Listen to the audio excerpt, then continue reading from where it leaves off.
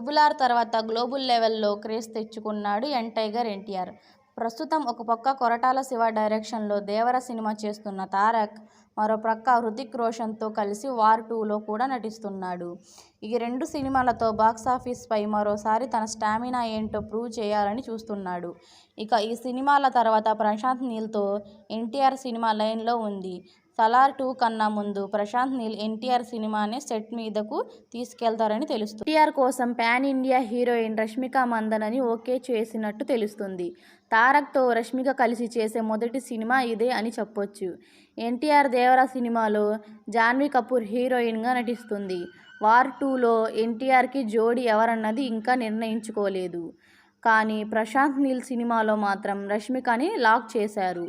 రష్మిక ఖాతాలో ఇప్పటికే చాలా క్రేజీ సినిమాలు ఉండగా ఎన్టీఆర్ సినిమాతో మరో భారీ సినిమా ఖాతాలో చేరినట్టు అయ్యింది. కేజీఎఫ్ 2 భాగాలు సలార్ 1తో సత్తా చాటిన ప్రశాంత్ నీల్ ఎన్టీఆర్తో చేయబోయే సినిమా కూడా నెక్స్ట్ లెవెల్లో ఉండబోతుందని అంటున్నారు.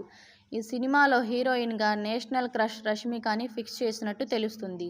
కేజీఎఫ్లో శ్రీనిధి శెట్టి హీరోయిన్గా నటించగా సలార్లో శృతి హాసన్ని తీసుకున్నారు.